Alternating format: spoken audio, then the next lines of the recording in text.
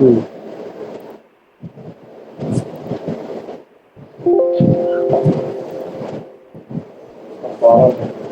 Patil madam सुरू करा. Okay. सर्वांना नमस्कार. वाचकपीठ प्रतिष्ठानच्या 6व्या वर्धापन दिनानिमित्त सर्वप्रथम मी आपल्या सर्वांचे मनपूर्वक हार्दिक स्वागत करते. भाषा संवर्धन आणि वाचन संस्कृती जोपासण्याचा वाचकपीठ प्रतिष्ठानचा हा उपक्रम गेली 6 वर्षे सुरू आहे आणि आज त्याचा 6वा वर्धापन दिन संपन्न होतो आहे. खरं तर वाचकपीठ प्रतिष्ठानचा अल्पावधीतील हा जो प्रवास आहे तो अफाट प्रवास आहे आणि तो थक्क करणारा प्रवास आहे. महाराष्ट्राच्या कानाकोपऱ्यात ही वाचन चळवळ पोहोचलेली आहे. त्यामुळे आज 6वा वर्धापन दिन संपन्न होताना साजरा करताना आम्हास मनस्वी आनंद होतो आहे.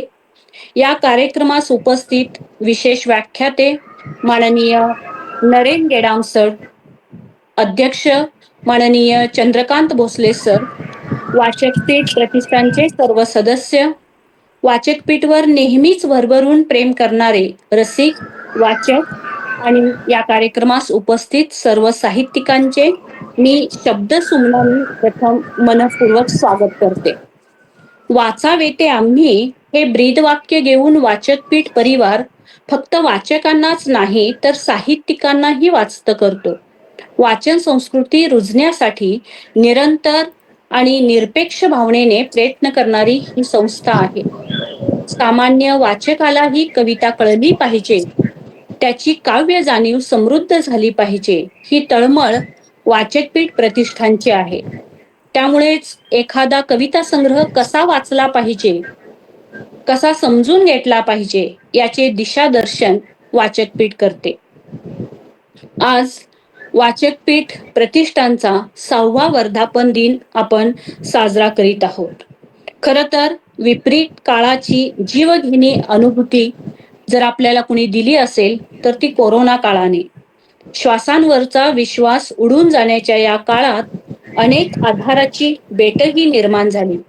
काळ कसाही कोणताही असला तरी प्रत्येक काळ हा भल्या बुऱ्या अनुभवांचा अबीर गुलाल आपल्या ओंजळीत ठेवतच असतो. अशा कोरोना काळामध्ये घुसमटलेल्या जीवांना एक खिडकी उघडली, ती म्हणजे वाचकपीठने या ऑनलाईन कार्यक्रमाच्या माध्यमातून. आणि प्रथम तहानलेलं पाणी या मारुती सावंत यांच्या कविता संग्रहावर चर्चा संपन्न झाली. पाहता पाहता वाचकपीठ परिवार 6 वर्षांचा झाला. अनेक लोक जोडले गेले. आज अखेर महाराष्ट्राच्या कानाकोपऱ्यातून वाचकपीठ काव्य चर्चेमध्ये सहभाग अनेक साहित्यिकांनी, वाचकांनी नोंदविलेला आहे. आज मराठी साहित्य क्षेत्रात महत्वाचा उपक्रम म्हणून वाचकपीठची नोंद झाली आहे. ऑनलाईन कार्यक्रमांच्या बरोबरच वर्षातून एकदा ऑफलाईन कार्यक्रमाचेही आयोजन वाचकपीठ प्रतिष्ठान करत असते. यामध्ये ज्येष्ठ कवयित्री अनुराधाताई पाटील यांच्या आता वह्या साऱ्या बुडीत खाती, तसेच मंगेश नारायण काळे यांच्या शून्यगड शहर या कविता संग्रहावरच आणि गेल्या वर्षी प्रज्ञादया पवार यांच्या कविता संग्रहावर नांदेड या ठिकाणी ऑफलाईन कार्यक्रमाचे आयोजन केलेले होते. अशा विविध कार्यक्रमांचे औचित्य साधून वाचकपीठ प्रतिष्ठान वाचन चळवळीला प्रेरणा देत असते आणि उत्तमोत्तम कविता लोकांच्या पर्यंत पोहोचवण्याचं खूप मोठं काम वाचकपीठ प्रतिष्ठान करत आहे. असे सातत्यपूर्ण उपक्रमांचा फायदा साहित्यिकांना जसा होतो तसा वाचकांनाही होतो आहे.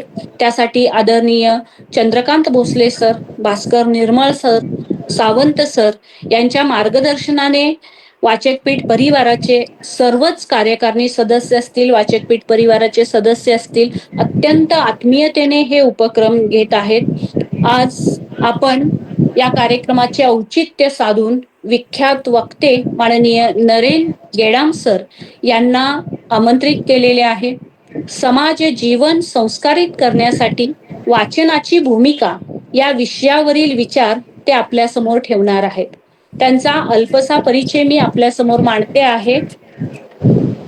माननीय नरेन गेडाम सर हे सावली, जिल्हा चंद्रपूर येथील आहेत. आदिवासी विभागातील ट्रायबल डेव्हलपमेंट इन्स्पेक्टर या पदावर सरकारी सेवेत आहेत. ते भामरागड सारख्या गडचिरोली जिल्ह्यातील दुर्गम भागामध्ये त्यांनी सेवा बजावलेली आहे. त्यांचे वडील डेकलुदास गेडाम हे जिल्हा परिषदेच्या प्रायमरी शाळेमध्ये शिक्षक असल्यामुळे त्यांच्यावर वाचनाचे संस्कार झाले. त्यामुळे त्यांच्यात वाचनाची आवड निर्माण झाली आणि त्यांनी प्रचंड वाचन करायला सुरुवात केली. अगदी लहान असतानाच त्यांनी छत्रपती शिवाजी महाराज, राजर्षी शाहू महाराज, महात्मा फुले, पेरियार, रामास्वामी नायकर, बाबासाहेब आंबेडकर, गाडगेबाबा, संत कबीर, संत रोहिदास, संत तुकाराम या महान मानवांचे चरित्र ग्रंथ वाचून काढले आणि त्यामुळे त्यांच्यात परिवर्तनवादी चळवळीविषयी जाणीव जागृत झाली. त्यांनी बहुजन नायक या साप्ताहिकाचे भीमराव वैद्य यांचे सोबत संपादन केलेले आहे. सध्या अवेक इंडिया या मराठी नियतकालिकाचे ते संस्थापक संपादक आहेत. माननीय नरेन गेडाम साहेब प्रभावी वक्ते आहेत, सामाजिक चिकित्सक आहेत, ते प्रभावी प्रशिक्षक आहेत. समाजाला जागृत करण्यासाठी समाजात लोकशिक्षक निर्माण झाले पाहिजेत अशी त्यांनी नवीन संकल्पना मांडली आहे. मला वाटतं समाजातील तळागाळापर्यंत ही संकल्पना अत्यंत महत्वाची आहे, जी रुजली पाहिजे. ते सोशल एज्युकेशन मुवमेंट या अनौपचारिक शिक्षण देणाऱ्या संघटनेचे निर्माते आहेत. बुद्ध, फुले, शाहू आंबेडकरांच्या सामाजिक समतेच्या चळवळीमध्ये अत्यंत महत्वपूर्ण काम करणारे सक्रिय कार्यकर्ते, प्रबोधनकार, विचारवंत, अभ्यासू व्यक्तिमत्व म्हणजे गेडाम सर. त्यांचे ओघवते वक्तृत्व आणि संशोधनात्मक मांडणी यामुळे त्यांना महाराष्ट्रातच नव्हे तर भारताच्या इतर प्रांतात सुद्धा गंभीरपणे ऐकले जाते. चंद्रपूर जिल्ह्यात संपन्न झालेल्या आंबेडकरी साहित्य संमेलनाचे ते स्वागत अध्यक्ष होते. ते नेहमी म्हणतात, the character of the activist should not be politicised. कार्यकर्त्यांच्या चारित्र्याचे राजनीतीकरण होऊ नये. आणि याचा जर विचार केला तर खूप गर्भित अर्थ या वाक्यामध्ये आहे. असे चतुरस्र व्यक्तिमत्वाचे वक्ते माननीय नरेन गेडाम सर आज आपणास या ठिकाणी लाभलेले आहेत. आपण सर्वजण त्यांना ऐकण्यास उत्सुक आहोत आणि त्यामुळं फारसा वेळ मी गेडाम सर आणि आपल्यामध्ये राहत नाही. वाचकपीठ परिवाराच्या वर्धापन दिनानिमित्त मी पुनश्च एकदा आपल्या सर्वांचे सहर्ष हार्दिक स्वागत करते आणि मी माननीय नरेन गेडाम सरांना विनंती करते, आपण आपले विचार आमच्या समोर व्यक्त करावेत. सगळ्यांना अभिवादन. माझा आवाज येतोय? आवाज येतोय माझा? हो, आवाज येतो सर. आवाज येतो आहे सर, आवाज येतोय सर. पुनश्च एकदा सर्वांना अभिवादन, अगदी मनपूर्वक अभिवादन. वाचकपीठ प्रतिष्ठान ही संस्था किंवा हे जे एक आपण जे निर्माण काय म्हणाले, हे जे प्रतिष्ठान आपण निर्माण केलं, ही एक फार मोठी गरज होती. ही गरज या निर्माणाने ही एक गरज जी आहे ती आपण पूर्ण केली आणि 6 वर्षामध्ये या प्रतिष्ठानाचा जो काही आवाका वाढलेला दिसतो आहे, ही देखील एक फार जमेची बाजू, एक अभिनंदनीय अशा प्रकारची गोष्ट आहे. या वाचकपीठाचे निर्माते, ज्यांचा पुढाकार आहे किंवा ज्यांची ही कल्पना, ते माननीय चंद्रकांत भोसले हे माझे चळवळीतील सहकारी. साधारणतः 1998 त्या काळापासून भोसले सरांशी परिचय झाला. आम्ही खूपदा एकत्रित राहिलो आहे, एकत्रित बसलो आहे, एकत्रित चर्चा केलेली आहे, चळवळीचं कार्य केलेलं आहे. आणि म्हणून हा आमचा परिचय अतिशय दृढ आहे, अतिशय घट्ट आहे, मैत्रीपूर्ण आहे. आणि कुठल्याही एखाद्या प्रश्नाकडे पाहण्याची जी सामायिक दृष्टी विकसित व्हायला पाहिजे. कारण अनेकांची अनेक मतं असतात, अनेकांचे अनेक अनुभव असतात आणि त्यामुळे मतं देखील वेगवेगळी येऊ शकतात. परंतु एखाद्या समस्येला भिडत असताना ती सगळी मतं लक्षात घेऊन एक सामायिक अशा प्रकारचं काही धोरण ठरवावं लागते. असं धोरण ठरवून आम्ही एकत्रितपणे त्या काळामध्ये सातत्याने काम केलेलं आहे. अगदी दिवसरात्र काम केलेलं आहे. मागील काही मला वाटतं 1 वर्ष आधी आम्ही त्यांच्या घरी जिथं आता ते राहतात त्या ठिकाणी सुद्धा मी जाऊन आलो आणि त्यानिमित्ताने एक जी सभा त्यांनी आयोजित केलेली होती, एक बैठक जी आयोजित केली होती त्या ठिकाणी देखील मी सहभागी झालेलो होतो. तर अशा प्रकारचा आमचा हा चंद्रकांत भोसले सरांशी असलेला स्नेहसंबंध, वैचारिक आणि वैयक्तिक सामाजिक अशा प्रकारचा स्नेहसंबंध आमचा आहे. आणि त्यांनी गळ घातली आज या कार्यक्रमाला उपस्थित होऊन मी काहीतरी बोलावं म्हणून, आणि म्हणून मी हे स्वीकारलं. जो माझा परिचय मॅडमनी करून, मनीषा पाटील यांनी जो परिचय करून दिला, फार मोठा परिचय करून दिला. मला असं वाटतं की त्याचे कितीतरी शब्द जे आहेत ते कमीच व्हायला पाहिजेत माझ्या संदर्भात. कारण मोठं काही माझं व्यक्तिमत्व नाही. माझ्या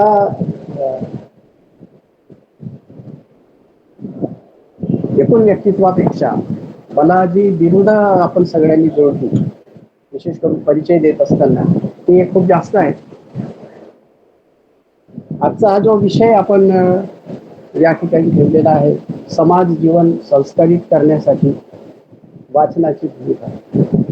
आपण अनेक विषय हाताळत आहात, कारण आपलं हे जे वाचकपीठ आहे त्या वाचकपीठामध्ये अशा विविध विषयांचा लेखाजोखा किंवा त्याची मांडणी किंवा त्याच्यावरचं एकूण चिंतन हे सगळं येत असतं. तर त्यातला हा जो विषय आपण आज ठेवलेला आहे, समाज जीवन संस्कारित करण्यासाठी वाचनाची भूमिका, तर प्रश्नामध्ये त्याचं उत्तरच दडलेलं आहे. समाज जीवन संस्कारित करण्यासाठी वाचनाची भूमिका आहेच आहे. तर संस्कारित होणे हा जो एक भाग आहे त्याचाही थोडासा विचार केला पाहिजे. सगळेच लोक संस्काराचीच गोष्ट करत आहेत भारतामध्ये. जे अर्थ आणि अनर्थ जे सगळे काही दिसतात त्याच्या मुळाशी बेमालूमपणे सगळे लोक असं म्हणतात की हा आमच्या संस्कारांचा भाग आहे, संस्कार आहे, आमची संस्कृती आहे. आणि म्हणून संस्कार ह्या शब्दालाही आपण नेमकेपणाने आता पाहिलं पाहिजे. तेव्हा बुद्धाचं मला आठवते, ते जे धम्माची जी गोष्ट ते सांगत होते, तर धम्म म्हटल्यानंतर जीवन जगण्याचा मार्ग असं जो त्यांनी म्हटलं, तर जीवन जगण्याचा मार्ग म्हणजे सन्मार्ग. या अर्थाने मार्गामध्ये सन्मार्ग आहे, परंतु त्याचीही उकल करण्याची तथागत सिद्धार्थ गौतम बुद्धांना गरज भासली आणि म्हणून त्यांनी धम्म, सद्धम्म आणि अधम्म अशा प्रकारे त्याचा पुन्हा एक विस्तार केला किंवा त्याची उकल केली. या अर्थाने समाज जीवन संस्कारित करण्यासाठी वाचनाची भूमिका हे म्हणत असताना संस्कारित म्हणजे सुसंस्कारित करण्यासाठी असा त्याचा अर्थ होतो. कारण संस्कार तर होत आहेत, संस्कार आहेत, सुसंस्कार आहेत, कुसंस्कार आहेत, विचार आहेत, दुर्विचार आहेत, संस्कृती आहे तर विकृती आहे, या अशा सगळ्याच गोष्टी आहेत. आणि म्हणून आपला नेमकेपणा जो आहे तो शब्दातूनही व्यक्त होण्यासाठी मग त्याला आपण असं म्हणू शकतो की समाज जीवन सुसंस्कारित करण्यासाठी वाचनाची भूमिका काय आहे. तर हा विषयच मुळात असा आहे की आपण जे सगळे या ठिकाणी आता सामील झालेला आहात त्या सगळ्यांनाच माहिती आहे. सगळेच या विषयाचे नुसते जाणकारच नव्हे, तज्ज्ञ आहेत. त्यामुळे मला याचं भान आहे की मी कोणत्या श्रेणीच्या लोकांच्या पुढे मी बोलतो आहे. किंबहुना या विषयावर माझी स्वतःची अशी धारणा आहे किंवा स्वतःची अशी माहिती आहे किंवा मला पक्की खात्री आहे की या विषयावर माझ्यापेक्षा आपण अनेक लोक जे आता मला ऐकत आहेत ते माझ्यापेक्षा कितीतरी चांगलं बोलू शकतात, प्रभावीपणे बोलू शकतात, ताकदीने बोलू शकतात. आणि ती पत्रिका जी भोसले सरांनी मला पाठवली त्याच्यामध्ये मग तो व्याख्यान वगैरे हा शब्द जे आहे, व्याख्याता, व्याख्यान अशा प्रकारे, तर मी तर उडालोच जवळपास. मी काय व्याख्यान करणार, कारण मी काही व्याख्यानं कधी केली नाही. फार मोठी गोष्ट आहे व्याख्यान करणे, व्याख्यान, आख्यान, उपाख्यान वगैरे काय काय म्हणाल, बोलण्याशी संबंधित किंवा एखादी मांडणी करण्याच्या संबंधित जे जे म्हणून काही शब्द आहेत त्या सगळ्या शब्दांचे जे अर्थ आहेत आणि त्यातून साकार होणारं जे व्यक्तिमत्व आहे या भूमिकेमध्ये जे येतात, ही भूमिका जी मांडतात त्यांचं व्यक्तिमत्व कसं असावं लागते, किती किती प्रभावी असावं लागते, किती बहुस्तरीय अशा प्रकारचं त्यांचं व्यक्तिमत्व असावं लागते किंवा असते तेव्हाच त्या शब्दाला ते पात्र ठरतात. हे सगळं पाहता मी अगदी प्रामाणिकपणे सांगतो की मी यासाठी काही खूप पात्र असा नाही.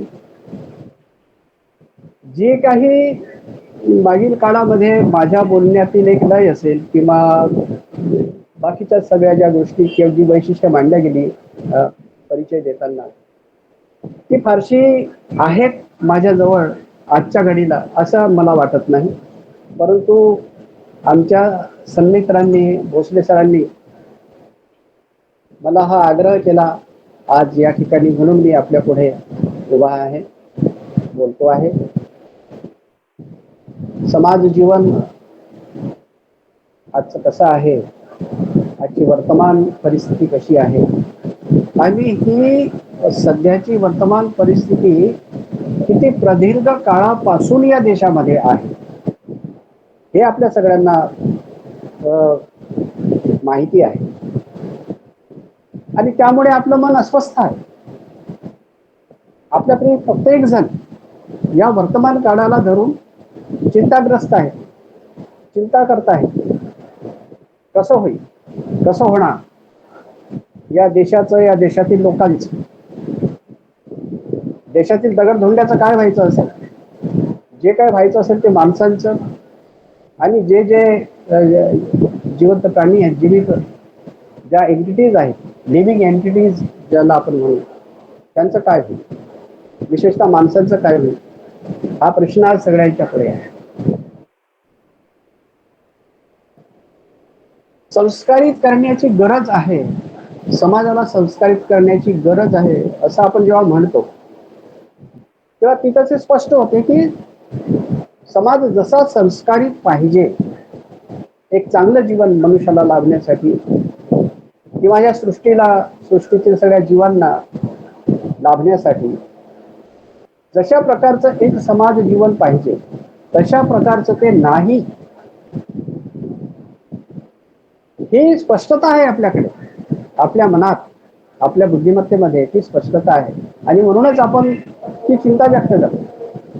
आणि मग हे सुसंस्कारित नसलेलं समाज जीवन सुसंस्कारित करण्याची गरज आहे, ही गरज आपल्याला भासते, ती बिकट आपल्याला भासते आणि म्हणून आपण या अशा प्रकारे येऊन त्यावर चर्चा करायला निघतो आहे.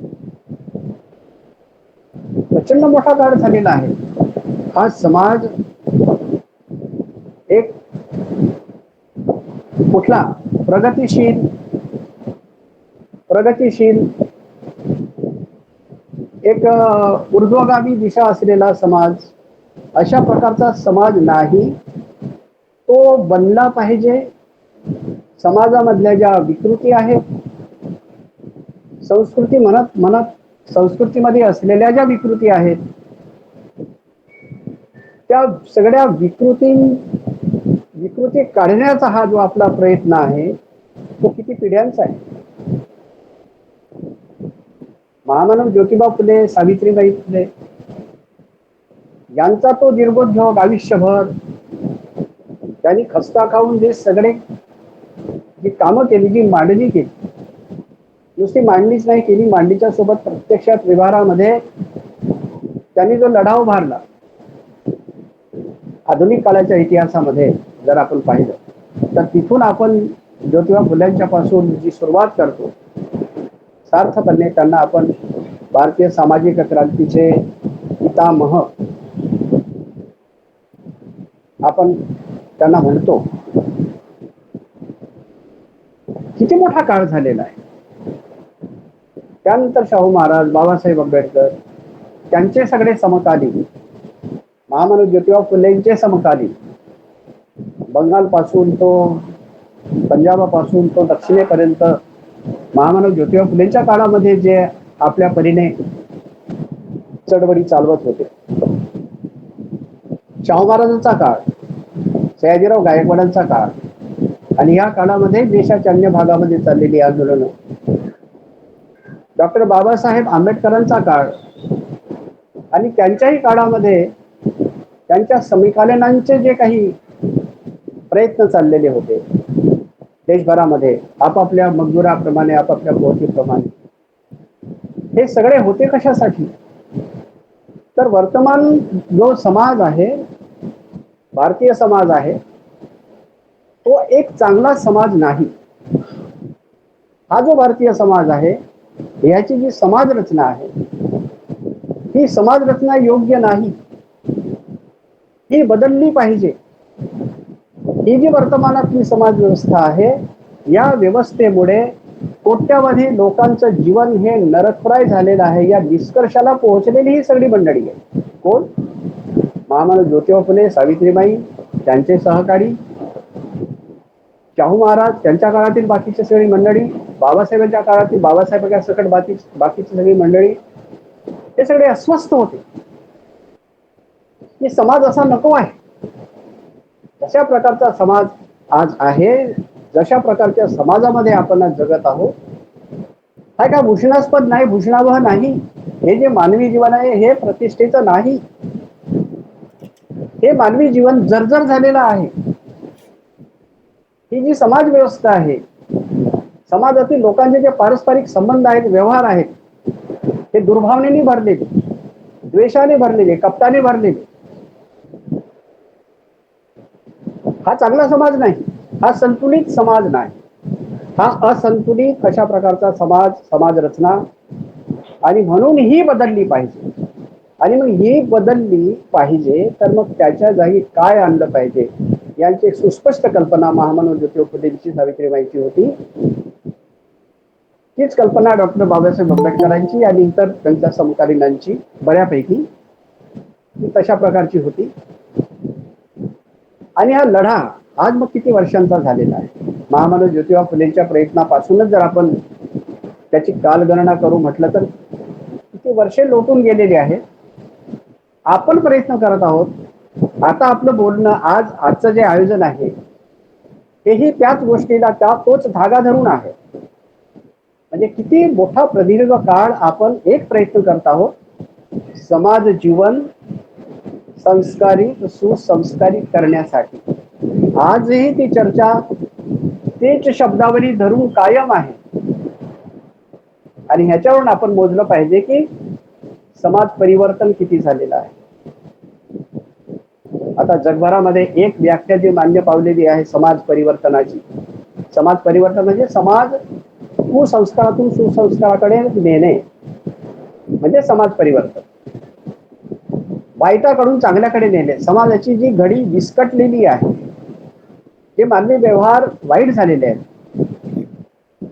ते सुंदर, सुदृढ, सर्वांच्या कल्याणाचे बनवणे, हा जो प्रवास आहे, या प्रवासाला जर आपण सामाजिक परिवर्तन म्हटलं तर सामाजिक परिवर्तनाची लढाई महामानव ज्योतिबा फुलेंच्या पासून सुरू झालेली, की आजही आपण रेटण्याचा प्रयत्न करत आहोत.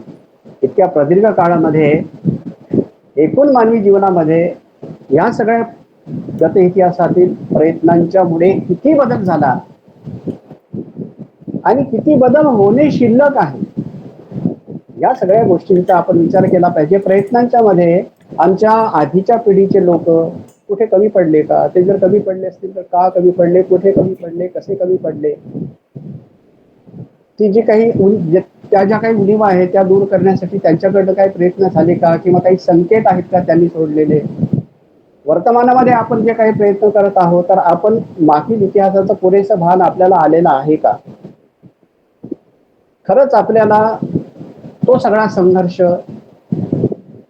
त्या संघर्षाच्या विचारांचं अधिष्ठान, ते तत्वज्ञान, हे सगळं नीट समजलं का, खरंच समजलं आहे का. समजलं असेल आणि नेमकेपणाने जर आपले सगळ्यांचे प्रयत्न जर होत असतील तर ही व्यवस्था बदलत का नाही. ही व्यवस्था अजूनही अशा प्रकारे ठाण मांडून बसलेली आहे की बहुना वर्तमानातले, आता आपण जर काही ही मागील 10-14 वर्षे जर आपण पाहिली तर समाजमन तुमच्यासारखी आमच्यासारखी जी काही थोडीशी संवेदना जागी असलेली माणसं आहेत ही अजून जास्त आपण बेचैन होतो आहे. आणि म्हणून येणाऱ्या काळाची कल्पना करून हे असं घडू नये, हे आजचं जे चित्र आहे हे अजून विपरीत होऊ नये म्हणून ते नष्ट करण्यासाठी, ते बदलण्यासाठी आम्ही हा सगळा खटाटोप करतो आहे. तुमच्या स्तरावरून, आमच्या स्तरावरून आपण सगळे लोक आपण आपापल्या परीने जे काही करतो आहे. जगभरामध्ये परिवर्तनाची परिभाषा स्वीकारलेली आहे. जगभरामध्ये, जगातल्या सगळ्या देशामध्ये, प्रत्येक देशाला, प्रत्येक देशातील लोकांना असं वाटते की अजून काही चांगलं घडलं पाहिजे, मानवी समाजामध्ये अजून काही चांगलं घडलं पाहिजे. आणि त्यासाठी ती काही साधनं निर्माण करतात, काही संसाधनं निर्माण करतात. एक महत्वाचं संसाधन जे आहे ते आहे शिक्षण. जगभरामध्ये शिक्षण हे सामाजिक परिवर्तनाचं सगळ्यात प्रभावी साधन आहे. ही एक सामान्य व्याख्या जगाने स्वीकारलेली आहे. हे शिक्षण जसं इतर देशामध्ये तसं भारतामध्येही आहे. आणि भारतामध्ये हे शिक्षण असताना आणि भारतामध्ये सामाजिक परिवर्तनाची सगळ्यात मोठी गरज, जगाच्या पाठीवरील सगळ्या देशांच्या तुलनेमध्ये जर विचार केला तर सगळ्यात मोठी गरज सामाजिक व्यवस्था परिवर्तनाची ही भारतामध्ये असताना ते परिवर्तन आपल्याला अपेक्षित असलेल्या पद्धतीने होत का नाही, ते तसं घडून का येत नाही, किंवा काहीतरी चांगलं होताच पुन्हा त्याच्यामध्ये बदल का होतो, पुन्हा विपरीत वळण का येत. या सगळ्या गोष्टींचा आपल्याला विचार केला पाहिजे.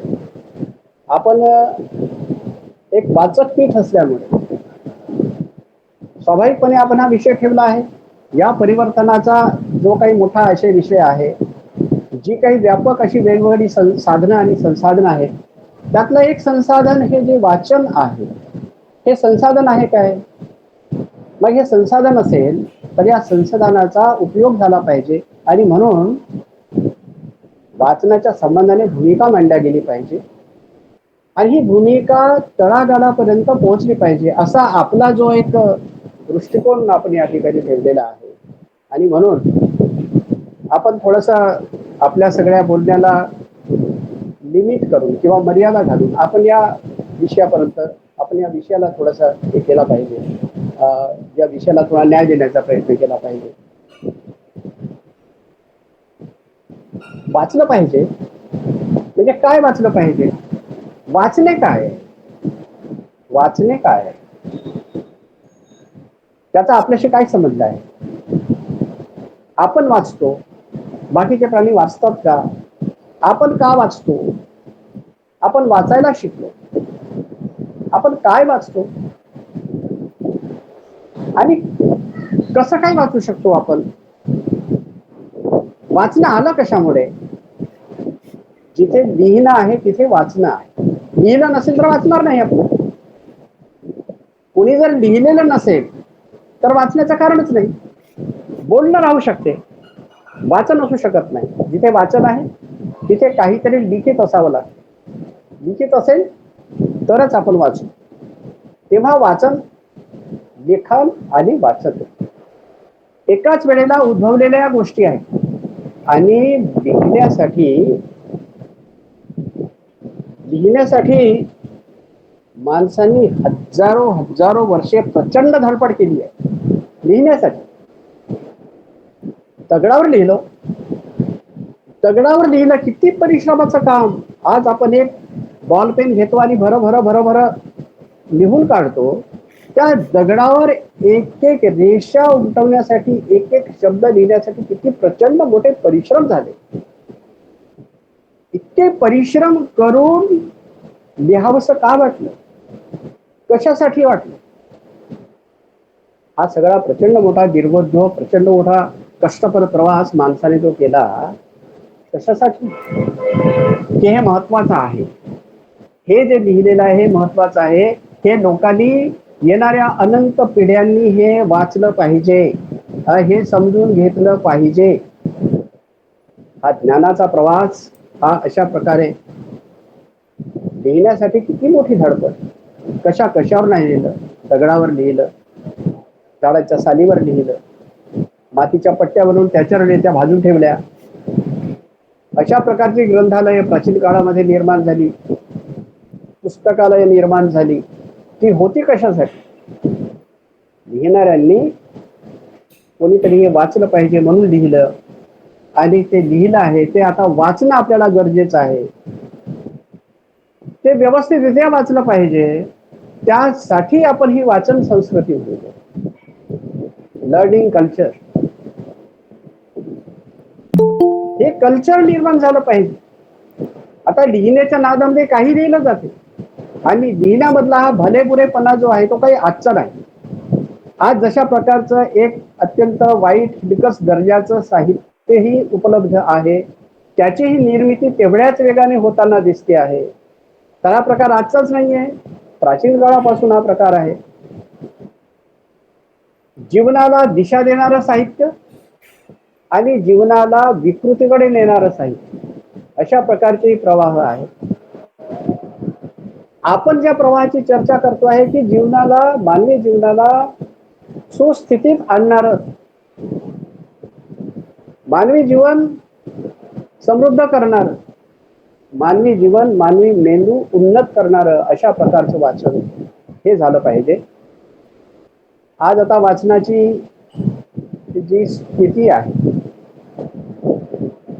मागील काळामध्ये पुस्तकं घेऊन किंवा पुस्तकं मिळवून वाचल्याशिवाय वाचनच शक्य नव्हतं.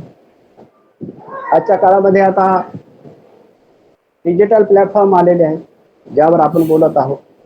त्याच्यावर एक प्रचंड लिखाण आहे, प्रचंड मोठा आवाक आहे त्याला दुर्लक्षित करता येत नाही,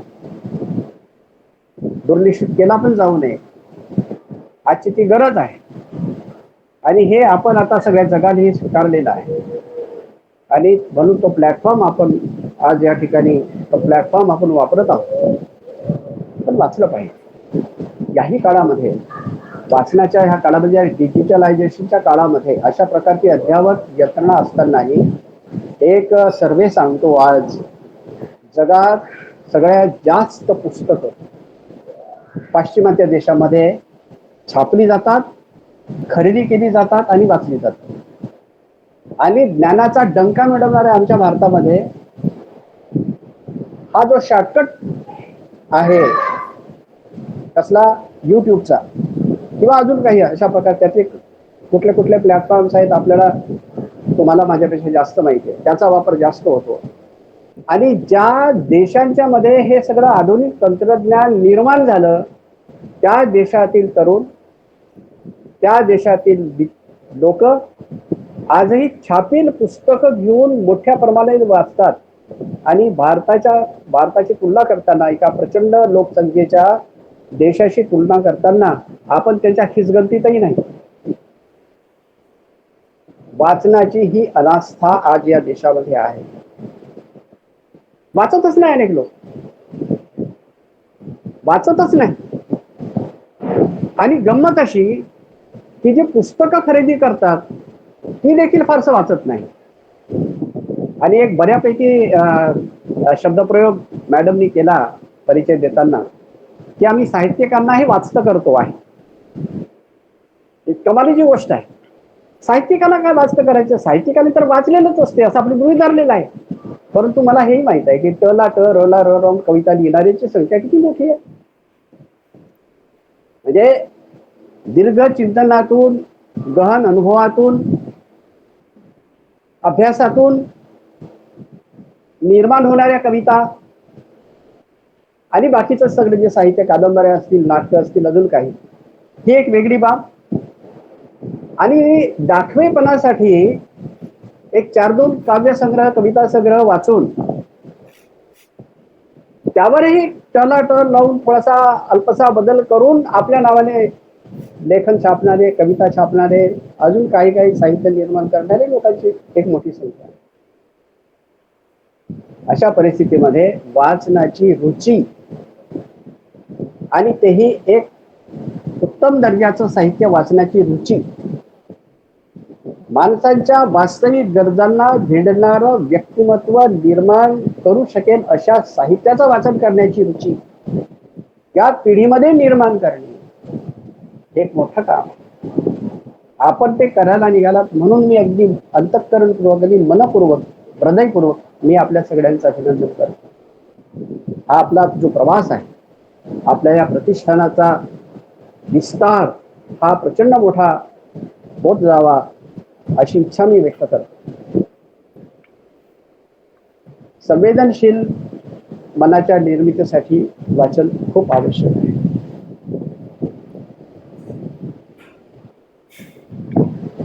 मागील काळामध्ये, आमच्या काळामध्ये जेव्हा हे सगळं काही फार उपलब्ध नव्हतं, माझं बालपण कसं, म्हणजे मी काय वाचलं, माझ्या वडिलांनी जे जे मला एक बाल साहित्याच्या श्रेणीमध्ये माझ्या त्या वयाला पोषक होईल अशा प्रकारचं जे काही साहित्य मला दिलं ते आजही मला आठवते. त्यांनी कसल्या प्रकारच्या कथा कहाण्यांची पुस्तकं मला दिली, छोटी छोटी पुस्तकं, आपणही ती वाचली असाल.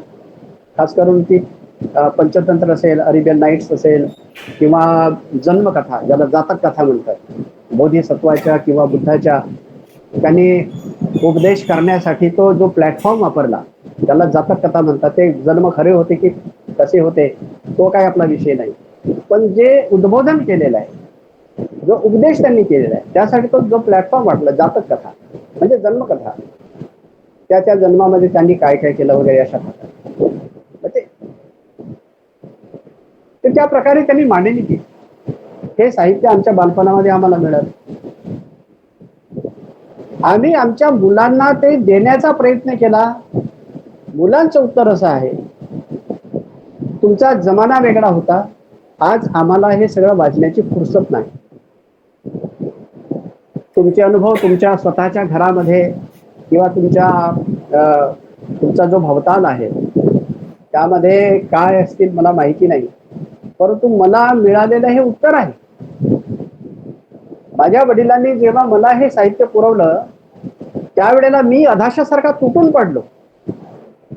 दिवसात एक पुस्तक मिळण्याची सोय असताना मी अधिक जास्त पुस्तकांची ग्रंथालयातून मागणी करायचो, कारण हे वाचून झाल्यानंतर मी करू तर काय, संपूर्ण रात्र माझी कशी जाईल. मला 2-2, 3-3 पुस्तकं पाहिजे असायची आणि मग ते गड घालायचो की मला जास्त पुस्तकं द्यावी, पुरत नाही. माझ्या छोट्याशा गावाच्या लायब्ररीमध्ये असं झालं की मला देण्यासाठी नवीन पुस्तकं उरले नाही, तर काही पुस्तकं मी डबल वाचत गेलो. करायचं काय. मग काही पुस्तकं, माझ्या वडिलांची इतकी परिस्थिती नव्हती की नवीन नवीन पुस्तकं देतील, परंतु माझी परिस्थिती त्यांच्या तुलनेमध्ये कितीतरी चांगली, तुलनात्मक दृष्ट्या जर विचार केला तर. आणि म्हणून मी पुस्तकांचे गठ्ठेच्या गठ्ठे आणले. इतक्या वर्षामध्ये माझ्या मुलांनी क्वचितच ती उघडून पाहिलेली असते. आणि तरीही ठिकठिकाणी छोट्या छोट्या गावामध्ये ग्रंथालयामध्ये पुस्तकं पुरवा, त्यांना वाचायला लावा, वाचली का पुस्तकं म्हणून विचारपूस करा, हे सगळा खटाटोप जो आहे हा करत राहावा लागतोय आम्हाला. अनेक विषय आज तरुणांच्या पुढे आहेत, समस्याही आहेत. समस्याग्रस्त असल्यामुळे विवंचना अशी आहे जगण्याची की त्या विवंचनेमध्येच त्यांचा सगळा वेळ चाललेला आहे. आपलं जगणं कसं होईल, जगण्याची भ्रांत आहे, कसं होईल आपलं.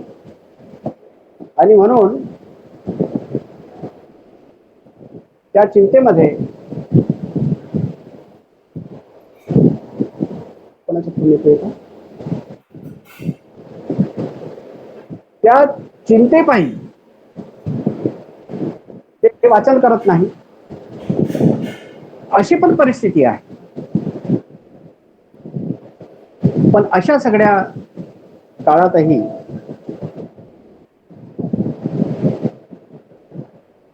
हॅलो,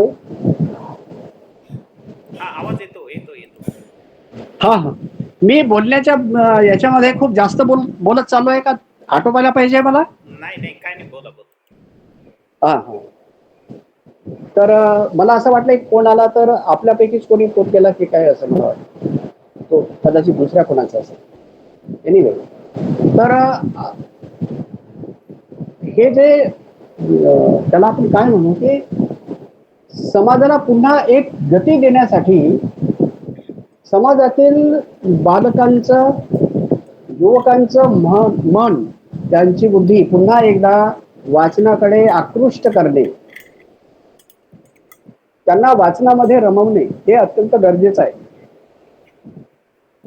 त्यांच्या मनाचं परिपोषण होण्यासाठी हे सगळं साहित्य आहे असं म्हणा. त्यांच्या वयानुकूल साहित्य असेल ते, एकदम गंभीर विषयाकडे येणार नाही बालक. काही येऊ शकतील, सगळेच येणार नाही, परंतु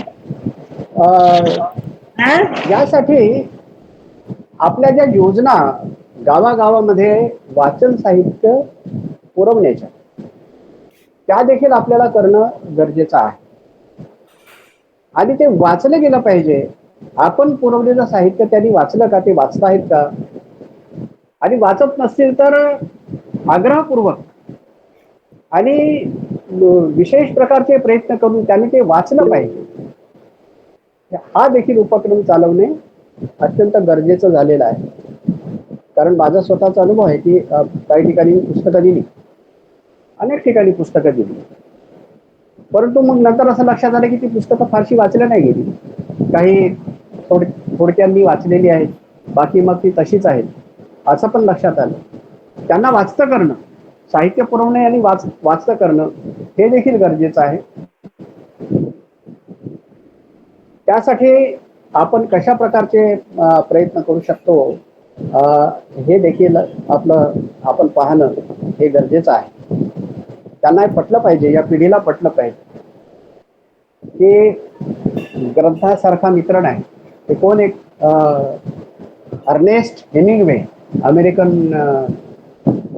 नॉवेलिस्ट, पोएट, अजूनही काही वेगवेगळे त्यांनी साहित्य प्रकार हाताळले. अर्नेस्ट हेमिंग्वे हे मोठे साहित्यिक अमेरिकेचे, त्यांनी म्हटलं होतं, no friend is as loyal as book. पुस्तकासारखा प्रामाणिक मित्र नाही. पुस्तक आपल्या पुढे जे आहे ते जशाचं तसं ठेवते, विचार करण्यासाठी प्रवृत्त करते, विचार करायला भाग पाडते. तर अनेक साहित्यिकांनी आपापल्या परीने वाचनाची तरफदारी म्हणा किंवा वाचनाचं महत्त्व हे अधोरेखित करण्यासाठी अशा प्रकारची भाष्य केलेली आहे. वाचनाने मन संवेदनशील होते.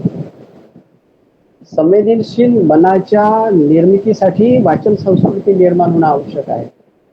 आपण तो प्रयत्न करत आहात. हा प्रयत्न अजूनही जोरकस होण्याची गरज आहे. संवेदनशील मन म्हणजे दुःखांत कादंबऱ्या किंवा अशा प्रकारचं साहित्य वाचून केवळ हळवं बनणे असं त्याचा अर्थ नाही. संवेदनशील म्हणजे दुबळी मन नव्हे, तर संवेदनशील मन म्हणजे सुदृढ मन आणि सत्याग्रही मन. हे सत्याग्रही मन घडवण्यासाठी अशा प्रकारच्या संवेदना जागवणारं साहित्य हे लोकांनी वाचलं पाहिजे. ते वाचले पाहिजे यासाठी आपण त्याचा अट्टहासाने पाठपुरावा केला पाहिजे.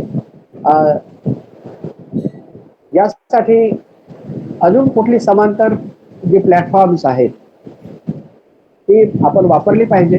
आपल्या स्वतःच्या ज्या संकल्पना आहेत त्या संकल्पना अजून स्पष्ट झाल्या पाहिजे.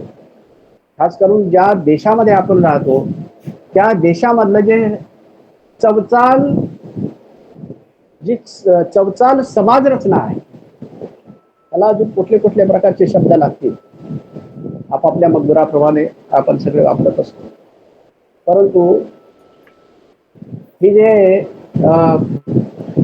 समाज जीवन आहे किंवा समाज रचना आहे ही समाज रचना बदलण्यासाठी त्या ताकदीची माणसं निर्माण करणे आणि त्या ताकदीची माणसं निर्माण होण्यासाठी तशा प्रकारचं साहित्य निर्माण करणे आणि ते लोकांच्या पर्यंत पोहोचवणे या सगळ्या गोष्टी आहे. वाचन संस्कृती निर्माण करायची आहे. आता संस्कृती हा शब्द आहे खूप पॉप्युलर शब्द आहे भारतामध्ये तर त्याला तोडच नाही. म्हणजे कशा कशा प्रकारे तो संस्कृती या शब्दाचा अपलाप केला जातो आणि त्याच्या अनेक व्याख्या आहेत. संस्कृती आपण वाचन संस्कृतीबद्दल बोलतो कारण संस्कृतीमध्ये त्याच्या समांतर चालणारी एक जी गोष्ट आहे ती विकृती पण आहे. एक समांतर चालणारी गोष्ट आहे ती विकृती आहे आणि विकृतीलाच संस्कृती म्हणून लोकांच्या पुढे ती मांडण्याचा जो अट्टहास आणि खटाटोप या देशामध्ये केवळ आजचा नाही तो हजारो वर्षापासून सुरू आहे.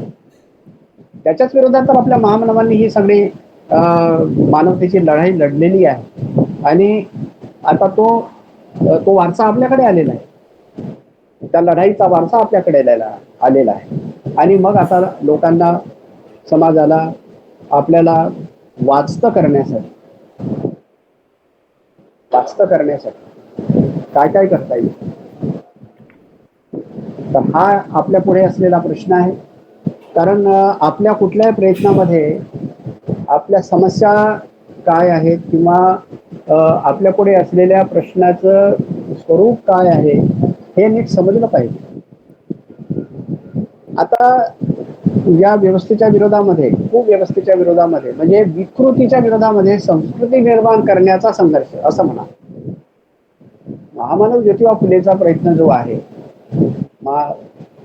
सावित्रीबाईंचा जो प्रयत्न आहे बाबासाहेबांपर्यंत सगळ्या आमच्या आदर्श महामानवांचा जो किंवा जे आमचे योद्धे आहेत समाज जीवनातील योद्धे त्या सगळ्यांचा जो संघर्ष आहे तो हा संघर्ष अशा प्रकारचा होता.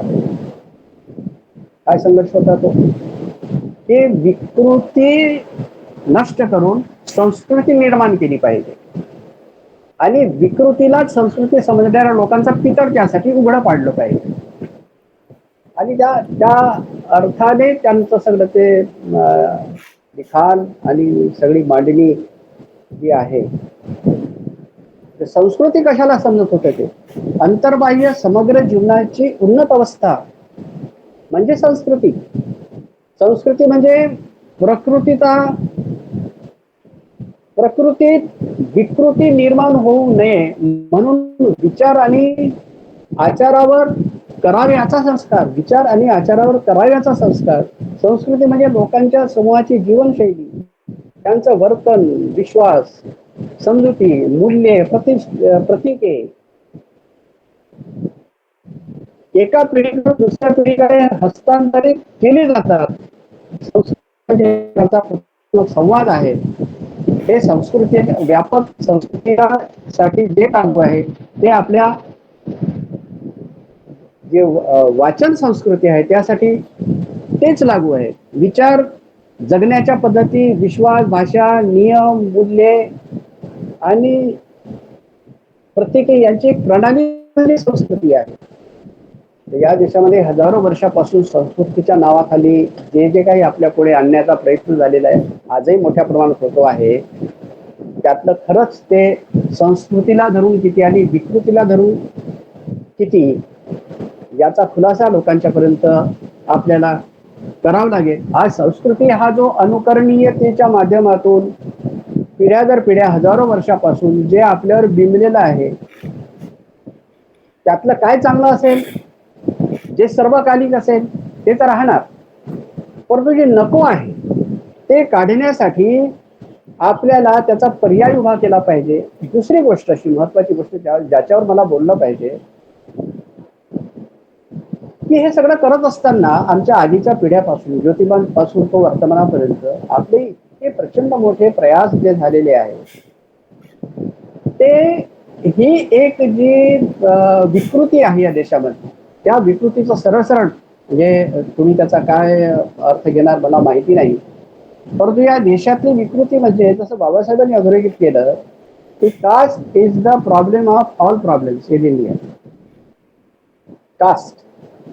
Caste is a problem, mother of all problems. ही सगळ्या समस्यांची जननी आहे, असं ते का म्हणाले. या देशामध्ये जी जाती व्यवस्था, सामाजिक व्यवस्था, समाज रचना कशावर घेतलेली आहे, जातीवर. जगामध्ये अन्य वेगवेगळे स्तर असते, आपण भारताच्या संदर्भात बोलत आहोत. तर भारतामध्ये ही जी जाती व्यवस्था आहे, ही जाती व्यवस्था सगळ्या समस्यांची जननी आहे असं बाबासाहेब म्हणतात, आणि म्हणून ही दूर केली पाहिजे. त्यासाठी त्यांनी काय सुचवलं आहे, एनिहिलेशन ऑफ कास्ट.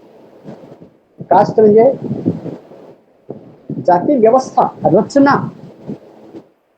माणसांचे वेगवेगळे गट राहू शकतात जगामध्ये, सगळीकडे आहे. देशांतर्गत अनेक देशांतर्गत आहेत, ते राहतात, त्याच्याबद्दल काय वाद नाही. भारताचा प्राचीन इतिहास तो सांगतो. म्हणजे भारतामधली जनपद प्राचीन काळातली किंवा संघगण व्यवस्था, तर त्यामध्ये ह्या सगळ्या गोष्टी आहेत. माणसाचे त्याला काय म्हणू की हितसंबंधी गट असू शकतात, परंतु एक सूत्र कायम पाहिजे की आपले हितसंबंधी गट कितीही वेगवेगळे असले किंवा हितसंबंधही परस्परापासून थोडेसे भिन्न भिन्न असले, तरी एक सामायिक मुद्दा असला पाहिजे की भारतातला प्रत्येक मनुष्य हा प्रतिष्ठेने जगू शकला पाहिजे. त्याच्या ज्या ऐहिक गरजा आहेत, भौतिक गरजा आहेत, त्याही पूर्ण झाल्या पाहिजे. आणि मानवी विकासाचा जो काही त्याचा टप्पा आहे, त्याला जिथवरी त्याचा स्वतःचा विकास करायचा आहे, तिथवरी विकास करण्यासाठी त्याला पूर्ण संधी असली पाहिजे, भारतातल्या प्रत्येक व्यक्तीला असली पाहिजे. हा एक सामायिक मुद्दा असला पाहिजे. हे सगळं असतानाही मग हितसंबंधाचे गट असू शकतात, ते इतके जाचक किंवा इतके विषारी ठरत नाही. परंतु मुळात माणसाला माणूस असल्याची जाणीवच निर्माण होऊ नये, त्याने स्वतःला पशु समजलं पाहिजे. यासाठी किती प्रचंड मोठ्या प्रमाणामध्ये साहित्य लिहिलं गेलं आहे. ही जी सगळी वेद संहिता आहे, मनुस्मृतीची संहिता आहे, किंवा त्याच्यासारख्या अजून ज्या काही स्मृती असतील, पुराणं असतील, वेदांत असतील, वेदांताला खूप डोक्यावर घेतलं जाते, हे सगळे असतील. अरे हेतू काय असावा, सगळ्या माणसांना त्या त्या काळाच्या निकषानुसार मानवी जीवन जगता यावं, प्रतिष्ठेचं मानवी जीवन सगळ्यांना उपभोगता यावं. काही विशिष्ट प्रकारच्या दुर्बलतेमुळे माणसं इतरांच्या बरोबरीला येऊ शकत नाही, हा नैसर्गिक भाग वेगळा. परंतु सुदृढ दिसणारी सगळी माणसं, या सगळ्यांना ती संधी असली पाहिजे. असं असताना एक प्रचंड मोठा वर्ग या देशामध्ये पशुसारखा राहिला पाहिजे. त्यांच्या मेंदूचा विकास होऊ नये, त्यांना मनुष्यत्वाची जाणीव होऊ नये. दासत्व, इतरांसाठी आपला देह झिजवणे हेच त्यांचं जीवन आहे. त्या मोबदल्यात जे काही मिळते त्याच्यात त्यांनी संतुष्ट राहिलं पाहिजे.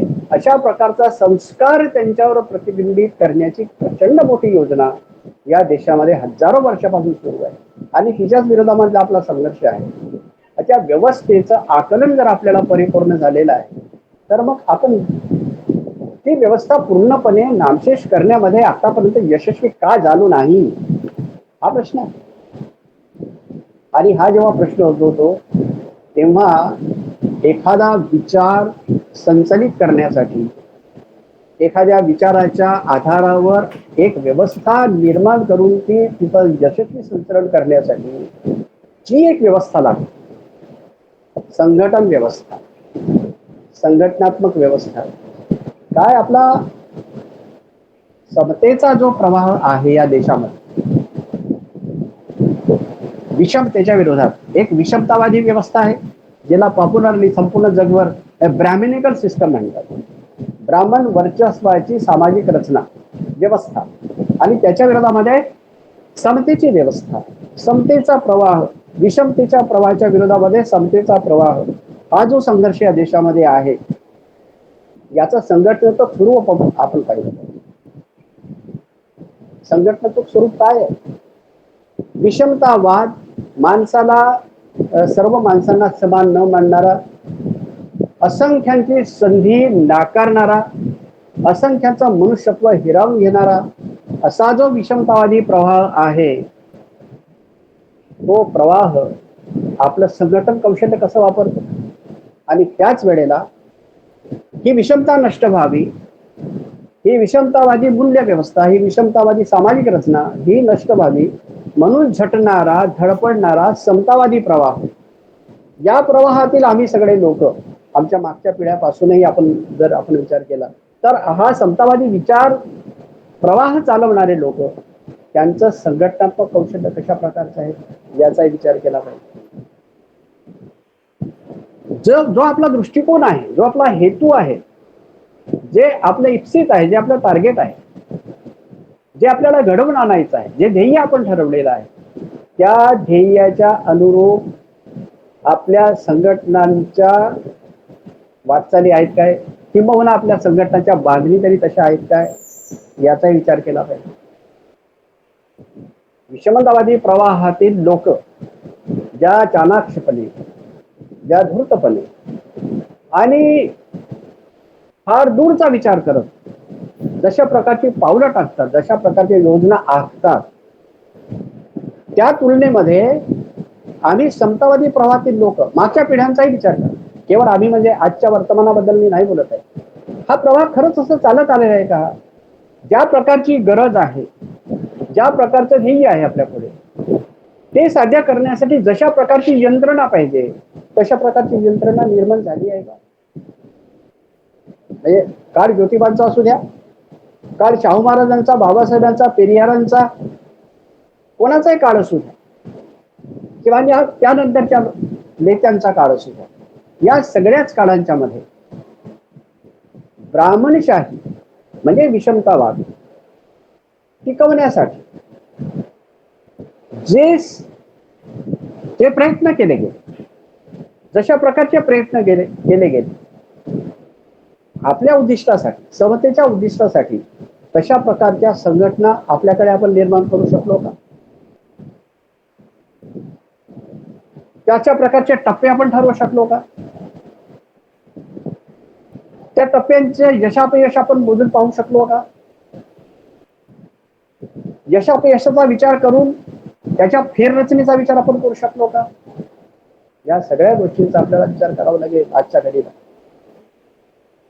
कदाचित या बेफिकिरीमध्ये किंवा एक प्रकारे प्रयत्नहीनतेमध्ये किंवा प्रयत्नातील दुर्बलतेमुळे आपला का महान संघर्ष, मानवतावादी संघर्ष हा त्यामुळे तर अपयशी ठरलेला नाही ना. ही ह्या सगळ्या बाजू पुन्हा आपल्याला तपासून पाहावं लागेल. जेव्हा आपण वाचन संस्कृतीबद्दल बोलतो आहे तेव्हा माणसं आपण कशी निर्माण करणार,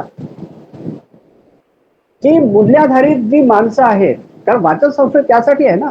खूप खूप वाचणारा माणूस, एक असभ्य अशा प्रकारचा माणूस निर्माण करण्यासाठी आपण वाचन संस्कृतीचा अट्टहास तर करत नाही आहोत. आपण एक चांगला मूल्याधारित माणूस, मूल्याधारित समाज घडवण्यासाठी वाचन संस्कृतीबद्दल जर बोलत असू तर मग हा संपूर्ण आपला जो प्रवास आहे समतामूलक चळवळीचा, तो प्रवास हा नेमकेपणाने झाला का, त्याच्यात काय उणिवा राहिल्या त्या तपासूनच पाहाव्या लागणार आहेत आपल्याला. कारण त्या तपासून पाहिल्याशिवाय आपल्याला आता त्यामध्ये कुठल्या सुधारणा करायच्या आहे, कुठल्या दिशेने जायला पाहिजे आहे ते कळणार नाही. म्हणून हे सगळं पाहत असताना मला जो या देशातला जो शत्रू पक्ष आहे, म्हणजे ब्राह्मण्यवादी, विषमतावादी, जातीवादी, वर्णवादी, हा जो विषमतावादी प्रवाह आहे याचं संघटन कौशल्य म्हणून अचाट वाटतं त्याच्या काळात. आता तो फार मोठा विषय आहे, त्या विषयावर आज आपल्याला बोलण्याचा वेळ नाही, कधीतरी बोलू त्या विषयावर. परंतु थोडासा त्याच्यावर एक कटाक्ष केला पाहिजे असं मला वाटते. हा जो विषमतावाद जपणारा, जोपासून ठेवणारा, ज्याला हे स्पष्टपणे माहित आहे की विषमतावादी व्यवस्था टिकवून ठेवण्यावरच आमचं वैभव अवलंबून आहे. कसं अवलंबून आहे? हजारो लोकांनी आपला वाटा जर मागितला नाही, कोट्यावधी लोकांनी आपला वाटा मागितला नाही, तर ते सगळं आपल्याला उपभोगायला मिळते हे ज्यांना माहिती आहे. ते लोकांना, सर्वसामान्य लोकांना आपला वाटाच समजू नये यासाठी किती खटपट करतात, त्यासाठी किती प्रकारचा प्रपंच त्यांनी उभा केलेला आहे आणि कशा कशा प्रकारची धोरणं त्यांनी स्वीकारलेली आहे. आणि त्या तुलनेमध्ये आम्ही जे समतेचा अट्टहास करणारे लोक आहोत ते किती मागे पडतो याचा विचार केला पाहिजे. आणि ह्या आपल्या दुबळ्या बाजू, आपल्या उणिवा आपल्याला दूर केल्याशिवाय पर्याय नाही. मला कधी कधी जेव्हा हा मुद्दा आला तेव्हा मला एक नवल वाटते. एक बघा, एक संघ ज्याला म्हटलं जाते अशी एक संघटना आहे, मला तो ते संपूर्ण नाव घ्यायलाही तिटकारा वाटतो, पण मी बोललो पाहिजे त्यावर, की ते स्वतःला राष्ट्रीय स्वयंसेवक संघ म्हणवून घेतात. काय संबंध आहे या शब्दाशी? या विचारसरणीच्या लोकांचा या शब्दावलीशी काय संबंध आहे? अर्थार्थी राष्ट्रीय म्हणजे एक राष्ट्र आहे, त्या संपूर्ण राष्ट्राचा विचार करणारे ते राष्ट्रीय. स्वयंसेवक त्या राष्ट्राचे स्वतःहून सेवेला पुढे आलेले लोक, त्याचा दल आणि तो संघ, यातलं काय त्यांना लागू पडणार आहे? विषमतावादी प्रवाहाचे लोक न राष्ट्र आहे, अरे मीटिंग चालू आहे म्हणून न त्यांची या राष्ट्राच्या उदात्त स्थापनेसाठी किंवा उदात्त पायावर उभारणी करण्यासाठी काही त्यांचं योगदान आहे. आणि संघ असावा त्यांचा, त्यांनी स्वतःला संघ म्हणून घ्यावं. भारताच्या इतिहासामध्ये संघ कोणी बनवला? संघ बनवला कोणी? विचारवंतांचा संघ बनवण्याचं श्रेय जाते तथागत सिद्धार्थ गौतम बुद्धाला. Is a non Brahmin. त्यांच्या पुन्हा जाती मी तपासून पाहत नाही, परंतु विभेद रेषा जर आखायची झाली तर ही इज अ नॉन ब्रॅह्मिन. एक ब्राह्मणी गोटात नसलेला व्यक्ती सिद्धार्थ गौतम बुद्ध, त्यांनी लोकगुरूंचा संघ बनवला. चरक भिक्खवे चारिकम बहुजन हिताय बहुजन सुखाय वगैरे. आता हे सगळं तुम्हाला माहिती आहे, जाऊन चौथा झालेला आहे सगळं, इतकं माहिती आहे लोकांना. संघ त्यांनी बनवला आणि या संघाच्या विचारसरणीच्या विरोधात असलेल्या लोकांनी तो आपलासा केला. तो शब्द देखील, तो शब्द, आणि ते स्वतःला राष्ट्रीय स्वयंसेवक संघ वगैरे म्हणवून घेतात. किती मोठा शब्द आहे, किती भव्यता आहे, किती काय म्हणता येईल त्याला, त्याची व्यापकता किती मोठी आहे शब्दावलीची. पण तो कोणी धारण केलेला आहे? ज्यांना ह्या सगळ्या लोकांचं राष्ट्र मान्य नाही. राष्ट्र म्हणजे राष्ट्राचे मक्तेदार फक्त आम्ही, मुठभर लोक, आमचं राष्ट्र. आणि आम्ही, तुम्ही सगळे लोक या आमच्या राष्ट्राचे फक्त सेवेकरी आहात, अशी ज्यांची भावना, ते हा शब्द घेतात, एक भव्य शब्द घेतात. आणि संघ, ते स्वतःला संघ म्हणतात.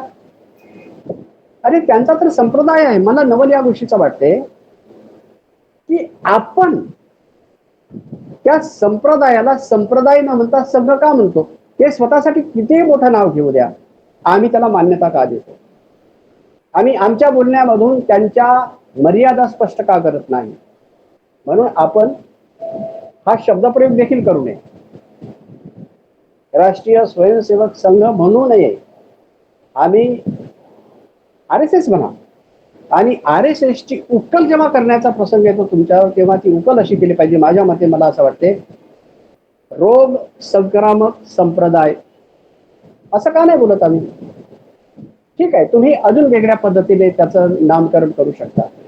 ती जी मंडळी आहे ती स्वतःला किती मोठं भव्य नाव धारण करू देत, म्हणू देत स्वतःला, आम्ही ते मान्य का करावं? आम्ही संप्रदायाला संघ का म्हणावं? आमची नुसती प्रतिक्रिया नव्हे, क्रियात्मक दृष्ट्या विचार केला तरी आमची अशा प्रकारची क्रियाकृती का घडू नये? त्या जोरकसपणे त्याचा तिथेच निपात करण्यासाठी तशा प्रकारची भरभक्कम रचना समतावादी आंदोलनाच्या प्रदीर्घ इतिहासामध्ये एकदाही झालेली नाही, असा माझा स्वतःचा अभिप्राय आहे. तो काळ कोणाचाही असू द्या. मी आता नेत्यांची नावं नाही घेत, त्याच्या काळच्या आमच्या उद्धारकांची देखील नावं घेत नाही. समतावादी प्रवाह विरुद्ध विषमतावादी प्रवाह या दोघांच्या बद्दल बोलत असताना समतावादी प्रवाहाची वाटचाल कशी झाली एवढ्यापुरतं मी स्वतःला रिस्ट्रिक्ट करतो, मर्यादित करतो आणि बोलतो की विषमतावादी प्रवाह ज्या पद्धतीने वाटचाल करतो आहे त्याचा निपात करण्यासाठी ज्या प्रकारची संरचना निर्माण करायला पाहिजे त्या प्रकारची संरचना समतावादी प्रवाहाने आतापर्यंत निर्माण का केली नाही? आम्हाला एका नारकीय अवस्थेमधून पशुकन्या अवस्थेमधून कितीही पुढे येता आलेलं असेल आजच्या घडीला, महामानव ज्योतिबांच्या प्रयत्नामुळे म्हणा की बाबासाहेब आंबेडकरांच्या प्रयत्नामुळे म्हणा, हे सगळं ठीक आहे. परंतु ते जे अंतिम ध्येय आहे त्याला आपण काय म्हणतो? अंतिम ध्येय, द लॉजिकल एंड, संघर्षाचा कुठलं तरी एक समापन असेल ना. शिक्षणाचं जसं एक समापन आहे, तुम्ही पहिल्या वर्गापासून क्लास करत करत PhD पर्यंत जाता. अकॅडमिक लेवलला आपण असं म्हणता की इथपर्यंत झालं म्हणजे शिक्षणाच्या एकूण प्रक्रियेचं ते तर्कसंगत समापन आहे, जी अंतिम डिग्री तुम्ही मिळवत असाल. सामाजिक व्यवस्था परिवर्तनाच्या एकूण संघर्षाची अंतिम परिणती, द लॉजिकल एंड, आपण काय म्हणायचं? की समता निर्माण झालेली आहे, समानता निर्माण झालेली आहे, भौतिक साधनांचं समान वितरण झालेलं आहे, गरजेनुरूप सगळ्यांना मिळालेलं आहे, प्रत्येक माणूस आपल्या मानवीय प्रतिष्ठेने जगतो आहे. हे आहे ते लॉजिकल एंड. ते अद्यापही साध्य झालं नाही. आपण अद्यापही संघर्षरत आहोत आणि संघर्षामध्ये वारंवार आपटी खात आहोत. काही काळ आपला संघर्ष झाल्यानंतर पुन्हा आपटी खातो आणि पुन्हा ती विषमताची व्यवस्था नव्या रूपाने पुन्हा आपलं डोकं वर काढते आणि पुन्हा आपला घात करते. हे जे नाट्य चाललेलं आहे, हे जे दुष्टचक्र आहे, VCS सायकल आहे या संघर्षामधलं, हे तर कायम आहे ना अद्यापही. काळ बदलत गेला, कालच्यापेक्षा आजचं जीवनमान बरोबर असेल तरी आपण कोणाच्या तर तुलनेमध्ये दुय्यम आहोत, दुय्यम राष्ट्रीय आहोत. आज कागदावर लिहिण्यापुरता काही असेल, पण या देशाच्या नीती निर्धारणामध्ये जर बहुजन समाजाचं, तुमचं माझं जर निश्चित अशा प्रकारचं मत जर नसेल तर आम्ही दुय्यम नाही तर काय. ही दुय्यम नागरिकता, हे जे आमच्या वाट्याला दुय्यमत्व आलेलं आहे हे दूर झालं पाहिजे. आणि त्यासाठी म्हणून आपले जे सगळे प्रयत्न आहे कुठल्याही स्तरावरचे, ते साहित्याच्या संदर्भात असतील किंवा अजून कुठल्या स्तरावरचे असतील, परंतु एकूण सगळं समाज जीवन या पद्धतीने एक युनॅनिमसली हातात हात घालून सगळे प्रवाह जे आपले आहेत, साहित्याचा प्रवाह असेल, शिक्षणाचा प्रवाह असेल, अजून कुठले कुठले प्रयत्न जे आपले काही चालले असेल, त्याचा एक आंतरसंबंध जो आहे तो एक सुव्यवस्थित असा निर्माण करून त्या ताकदीने जेव्हा आपण उभे राहू तेव्हा त्या संप्रदायाला आपण आव्हान देऊ शकू. आज संप्रदायाला आव्हान देण्याच्या स्थितीमध्ये आपण आहोत काय? RSS नावाचा जो संप्रदाय आहे, रोग संक्रामक संप्रदाय, मी केलेलं नाव आहे, तुम्ही काही म्हणा त्याला. हा जो रोग संक्रामक संप्रदाय आहे त्याचं काय काम आहे? रोगांचा प्रचार करत राहणे. कोणते रोग? जे माणसाला हतबल करतील, जे माणसाला हीनत्व देत राहतील, अशा प्रकारचे सगळे जे प्रयत्न आहे ते प्रयत्न करणारा जो संप्रदाय आहे तो ज्या पद्धतीने काम करत आहे त्याला पुरून उरण्याची ताकद आपण अशा प्रकारचा काही केला आहे काय? बुद्धाने एक इशारा केला होता. बुद्धाच्या काळात ते झालं नाही झालं हा वेगळा मुद्दा आहे, परंतु जसा त्यांनी लोक शिक्षकांचा संघ बांधला, भिक्खू संघ म्हणतात, मला काही शब्द वापरायचे वाटत नाही ते मी वापरत नाही. लोकशिक्षकांचा म्हणजे जेव्हा बहुजन हितासाठी तुम्ही बाहेर पडा असं त्यांना म्हटलं म्हणजे ते लोकशिक्षक झाले. आणि म्हणून बुद्धाने काय केलं असं मी म्हणतो, त्या काळामध्ये लोकशिक्षकांचा एक संघ बनवला, त्यांचं व्यवस्थित प्रशिक्षण केलं. तो वर्षावासाचा काळ किंवा अजून कुठली जी काळ आहे त्या काळामध्ये होत काय होतं, हे सगळे दीर्घ प्रशिक्षण, अगदी गहन प्रशिक्षण तथागत सिद्धार्थ गौतम बुद्ध आपल्या शिष्यांना देत होते.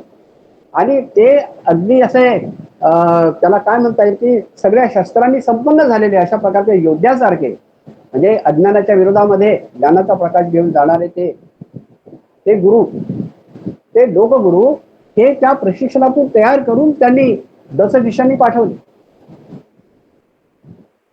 ती व्यवस्था आज आपल्याकडे आहे का? एक सामायिक विचार घेऊन भारताच्या कानाकोपऱ्यामध्ये एका विशिष्ट काळामध्ये एक विशिष्ट विचार, एक संकल्प, एक कार्यक्रम घेऊन जाणारी व्यवस्था आपण निर्माण करू शकलो का? आपले कितीही अशा प्रकारचे प्रपंच आहेत वेगवेगळे, छोटे मोठे किती प्रकारचे, साहित्याच्या क्षेत्रात असतील, अन्न वेगवेगळ्या क्षेत्रात असतील, राजकीय क्षेत्रात असतील, सामाजिक क्षेत्रात असतील, शैक्षणिक क्षेत्रात असतील, छोटे आपले सगळे प्रयत्न. परंतु एक मध्यवर्ती आमचं असं ज्याला आपण म्हणू की जिथून हा संदेश, एक सामायिक संदेश संपूर्ण भारतामध्ये जाणार आहे, निर्माण करू शकलो का आपण? समतावादी चळवळीचा हा दुबळेपणा नव्हे का इतक्या वर्षातला, हा कोणी दूर करायचा? आणि हे केव्हा करायचा? आता केव्हा करायचा? आणि म्हणून जो माणूस आपण घडवायला निघालेलो आहे वाचनांच्या माध्यमातून, एक कसदार अशा प्रकारचं मानवीय मूल्यांनी ओतप्रोत अशा प्रकारचं असलेलं साहित्य लोकांच्या पुढे देत असताना आणि त्यांना वाचायला उद्युक्त करत असताना, त्या वाचनातून उभा होणारा माणूस हा अशा प्रकारचा प्रयत्न करणारा योद्धा निपजला पाहिजे. तर इतका विचार आपल्याला करावा लागेल असं मला वाटते. मी तुम्हाला काहीतरी वेगळं सांगावं, उपदेश करावा असा इतका मोठा मी नाही आहे. मी तुमच्यातला एक आहे, किंबहुना तुमचा जो एकूण आवाका आहे त्या तुलनेमध्ये मी जवळपास कुठेच नाही अशा प्रकारची माझी अवस्था आहे. एक सामान्य कार्यकर्ता म्हणून मी जगत आहे.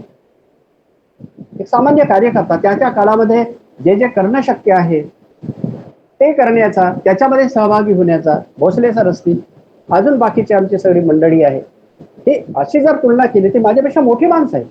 आपण सगळे माझ्यापेक्षा खूप मोठी आहात. कदाचित वयाने मी तुमच्यापेक्षा मोठा असेल, काहीच्यापेक्षा लहानही असेल, काहीच्यापेक्षा मोठा असेल, परंतु एकूण ज्ञान आणि इतर सगळ्या गोष्टींचा जर विचार केला तर मी तुमच्यापेक्षा खूप लहान आहे. आपण तरी मला बोलायला सांगितलं, मी तर भीतोच. खरं म्हणजे मला भीतीच वाटते की मला येतेच काय, मला कळते काय, मी काय बोलावं असं मला सतत वाटत राहते. परंतु मग जेव्हा बोलण्याचा विषय येतो तेव्हा माझ्या अंतःकरणामध्ये, मनामध्ये ही जी सल आहे की आपण काय इतक्या प्रदीर्घ काळामध्ये अपयशी ठरत आलो. आपण ज्यांच्याशी मुकाबला करायचा आहे त्यांच्याकडे जी शस्त्र आहे, ज्या प्रकारच्या शत्रूशी मुकाबला करायचा आहे तशा प्रकारचा मुकाबला, तशा प्रकारची तयारी आपण करू नाही शकत आहोत. तशी पूर्ण तयारी न होता आपला लढा चाललेला आहे. आणि म्हणून आपल्याला प्रत्येक वेळेला अशा प्रकारे कुठे ना कुठे खचावं लागते किंवा आपली पिछाट होते किंवा माघार होते. आणि पुन्हा एकदा ती जी हिलकस व्यवस्था आहे ती पुन्हा आपलं डोकं काढते असं मला वाटत असल्यामुळे आणि ते मला जाचत असल्यामुळे आतल्यात, म्हणून मी आपल्या पुढे तो ठेवण्याचा प्रयत्न केला आहे. यशाचं एकच गमक आहे असं मला वाटते. यशस्वी होण्यासाठी नेमकं जे करण्याची गरज आहे ते केल्याशिवाय यश कसं मिळेल? जसं परीक्षा पास करायची आहे, पर्याय काय, मार्ग काय? अभ्यास करणे. परीक्षेत पास होण्यासाठी अभ्यास करणे गरजेचं आहे. दुसरा काय त्याला मार्ग आहे? दुसरा काय पर्याय आहे? त्याचा विकल्प आहे का दुसरा? नाहीये. आहे विकल्प, कॉपी करणे हा देखील एक विकल्प आहे. परंतु कधीतरी ते पितळ उघडं पडेल ना. म्हणजे ज्ञान असणे मुळात आणि कॉपीच्या आधारावर पास होऊन मिळवणे यातला जो फरक आहे तो कधीतरी उघड होईल. तेव्हा सिद्ध काय होते की जशा प्रकारचं काम करायचं आहे तशा प्रकारची तयारी पाहिजे. तुम्हाला परीक्षा पास करायची तर अभ्यास करावा लागेल. तर याच प्रकारे या देशामध्ये व्यवस्था परिवर्तन घडवून विषमतावादी ब्राह्मणशाही नष्ट करून समतावादी समाज निर्मिती, मूल्य निर्मिती यशस्वी करायची असेल तर तशा प्रकारे तयारी आपण केली पाहिजे. ती तयारी आजही आपली कमी आहे आणि याबद्दलचा कोश आपण ज्याला म्हणू, कॉन्शियसनेस, अवेअरनेस, तो जितका पाहिजे तितका नाही. आजही मला एक असं वाटते, खूप मोठं साहित्य आणि साहित्यिक आपल्या अवती होती आहेत आणि तरीही मी काही ठिकाणी अशा प्रकारचं कॉमेंट केलं की आमचा सगळा समाज हा एका प्रकारे बौद्धिक बेहोशीमध्ये जगतो आहे.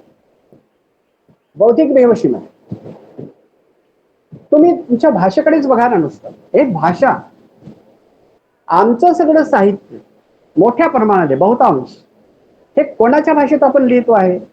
ज्या भाषेवर ब्राह्मणी संस्कार झाले. तुमच्या मूळ भाषा किती चांगल्या असतील, पाली प्राकृतापासून तुमच्या सगळ्या मूळ भाषा, त्यातून व्यक्त होणारा किंवा प्रवाहित होणारा विचार हा एक भाग जो आहे, त्याच्यावर जी आक्रमण झालेली आहेत, बीजे ते काय करतात.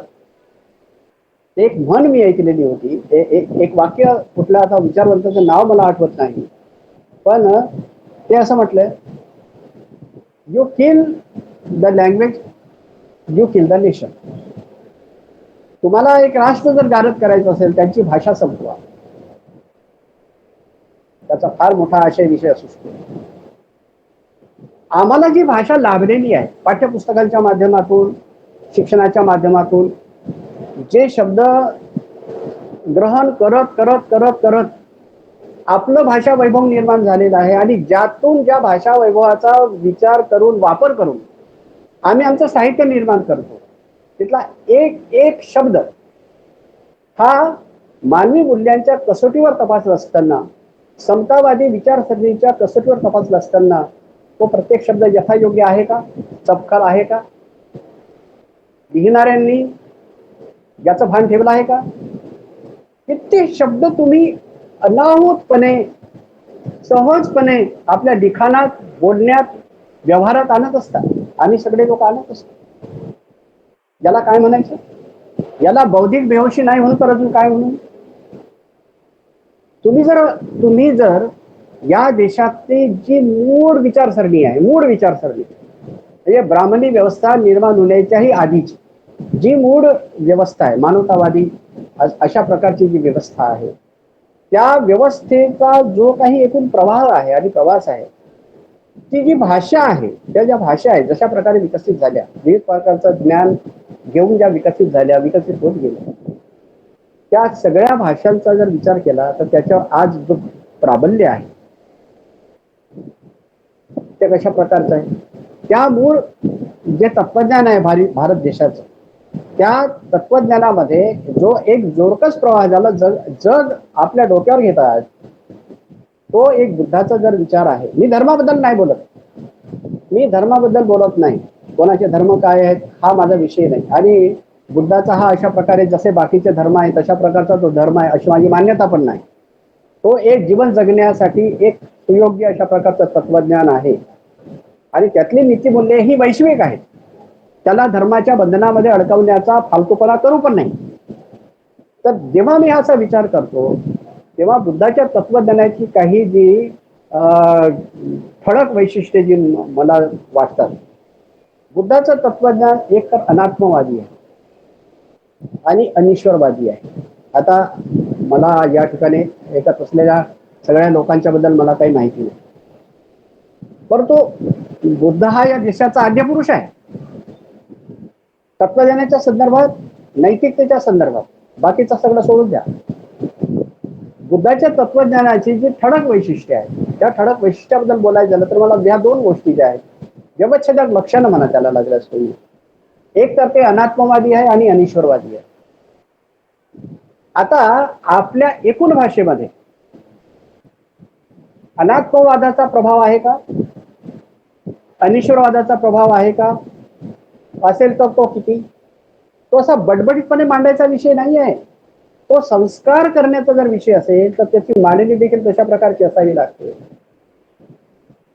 मला कधी कधी म्हणजे बाबासाहेब आंबेडकरांना मानणारे लोक किंवा बुद्धाला मानणारे लोकही मी जेव्हा बघतो आणि त्यांची नावं मला दिसतात, ईश्वर गेडाम आत्माराम गेडा, म्हणजे आता इतर कशाला नावं घेऊ म्हणून माझंच नाव मी वापरतोय, अशा नावाची माणसं मला दिसतात, तेव्हा प्रश्न पडतो की ह्या लोकांची नावं अशी कोणी ठेवली असतील.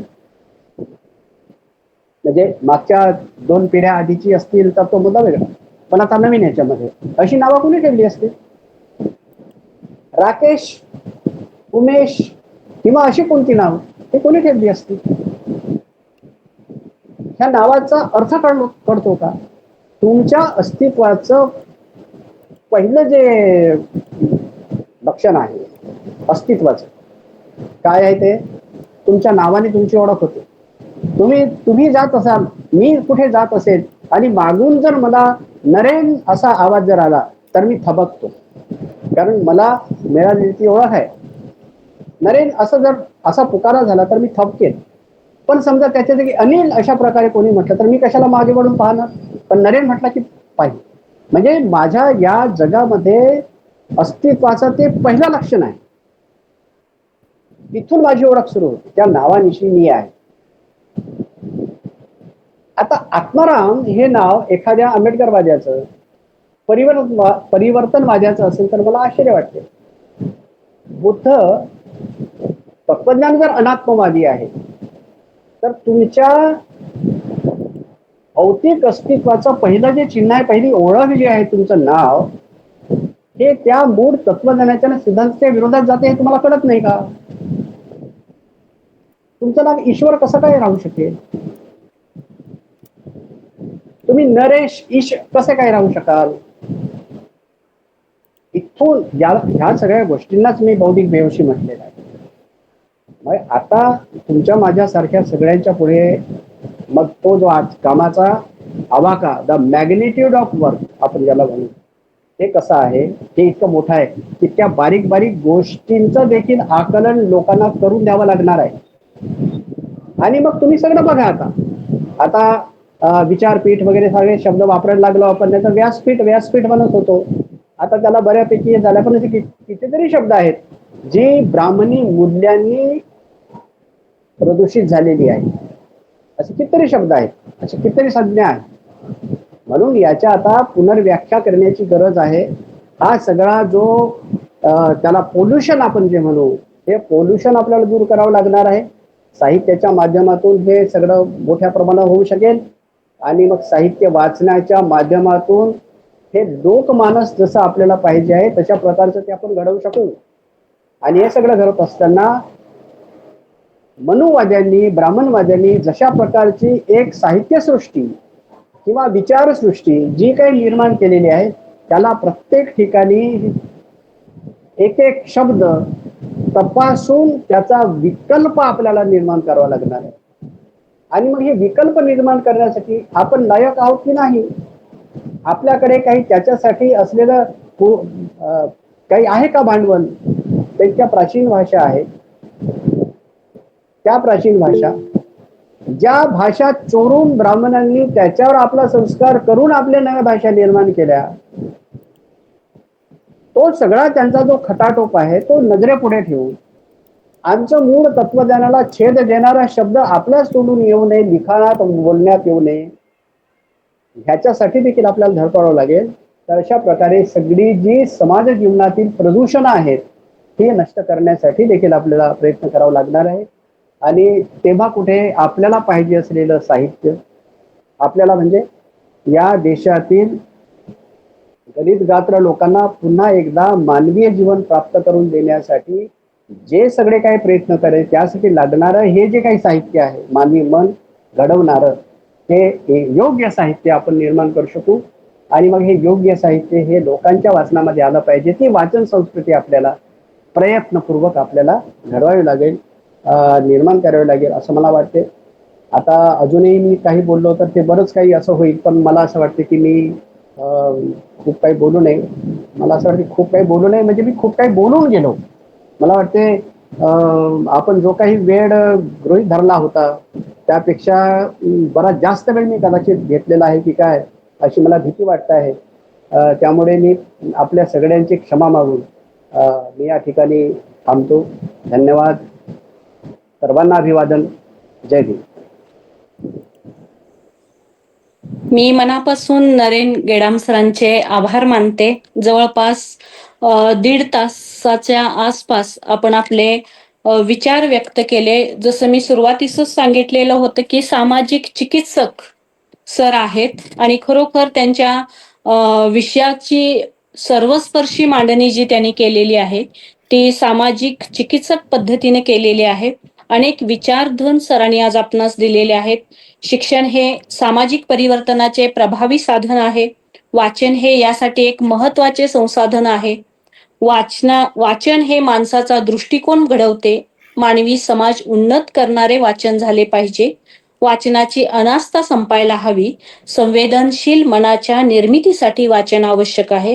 ग्रंथासारखा मित्र नाही. ग्रंथ जीवनाला दिशा देतात आणि म्हणून मोबाईल युनिव्हर्सिटीच्या या काळात हातात पुस्तक धन देण्याची गरज निर्माण झालेली आहे. लहान मुलांच्या मनाचे परिपोषण करणारे साहित्य असावे हा अत्यंत महत्वाचा विचार आज सरांनी या ठिकाणी आपणास दिलेला आहे. कारण पुस्तक हातात आले तर विद्यार्थी मुलं विचारी बनतील आणि विचारी तरुण पिढी कधीही अविचार करणार नाही. म्हणून खरं तर तरुणाईच्या हातात पुस्तक देण्याची ही गरज आहे. हेच काम आमचे वाचकपीठ प्रतिष्ठान करते आहे. वाचन संस्कृती रुजवते आहे. सामाजिक बांधिलकी म्हणून समाज जीवन संस्कारित करण्यासाठी प्रयत्न करते आहे. मी गेडाम सरांचे मनापासून आभार मानते. या वाचकपीठ प्रतिष्ठानच्या वाचन चळवळीसाठी तळमळीने काम करणाऱ्या वाचकपीठ शिलेदारांमध्ये माननीय चंद्रकांत भोसले सर आहेत. ते आजच्या कार्यक्रमाचे अध्यक्षही आहेत. मी सरांना विनंती करते आपण व्यक्त व्हावं.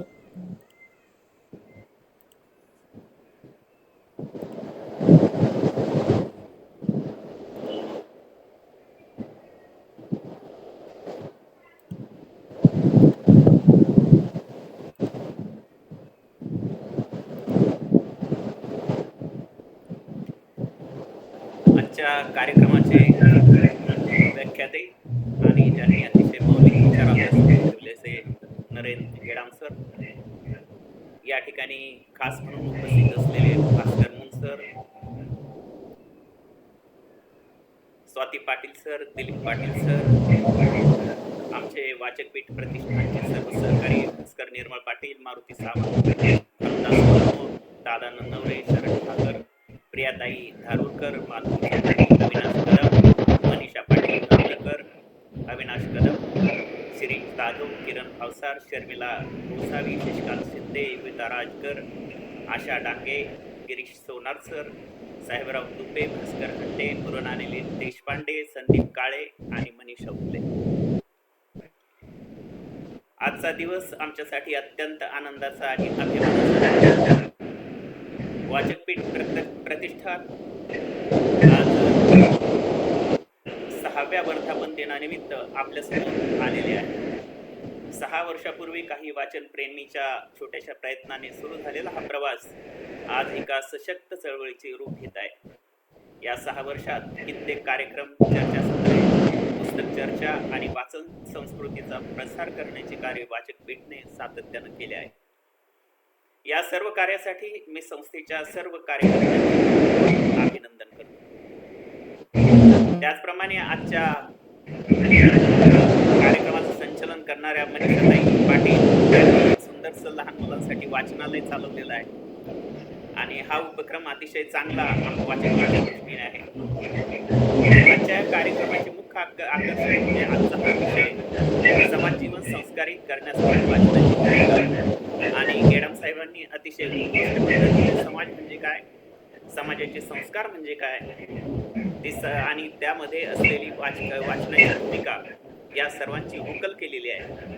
मित्रांनो, आज समाजात अनेक प्रकारची श्रद्धा आणि मूल्यहीनता वाढताना दिसत आहे.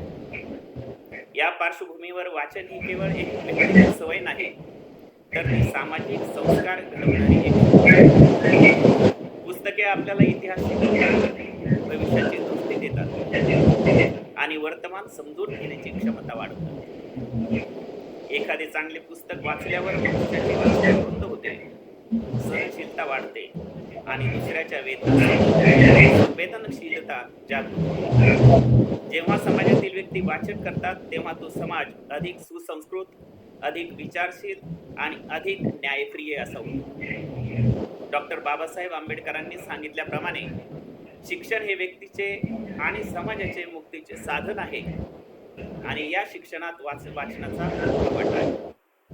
वाचनाने व्यक्ती आत्मविश्वासाने फुलतो आणि समाजात सकारात्मक बदल घडवण्याची ताकद मिळते.